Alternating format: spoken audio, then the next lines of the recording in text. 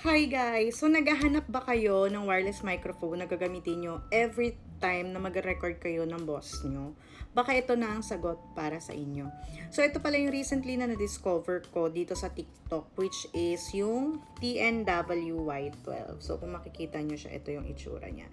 So meron na rin siyang 3 ways kung paano gamitin. So pwede siya sa Android, pwede siya sa Apple, at the same time pwede rin siya sa mga plug-in.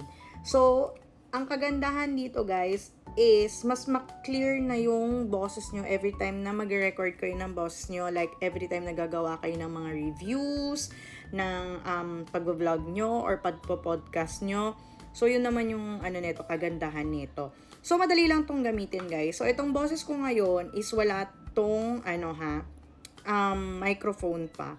So kapag sinaksak ko to guys, ito yung itsura niya. So, pipindutin nyo lang to kapag sinaksak nyo, tapos magpapap yan ng color green. Ayan. So, ito naman yung itsura ng microphone niya. So, para mabuksan mo to at ma-pair mo silang dalawa, kailangan mo lang, pindutin tong nasa likod niya. Tapos, may magbiblink na color green dito. Ayan. So, try naman natin kung ano yung magiging itsura ng boses ko kapag kinabit ko na to dito sa phone ko. Wait lang. So, ayan guys. So, pag makikita nyo dito, no, so, mag-stop yung color green na yan. Ibig sabihin naka-pair na yan. At the same time, yung pinaka mismong, router neto, which is ito nga, mag-stop din yung color green niya. Ayan.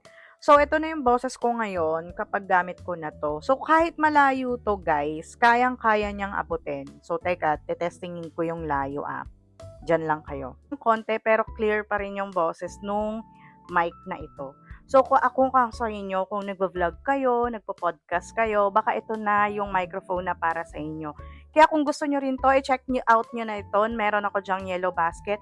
Huwag na kayo magpahuli kasi laging nasa sold out to. Kaya, bilhin nyo na!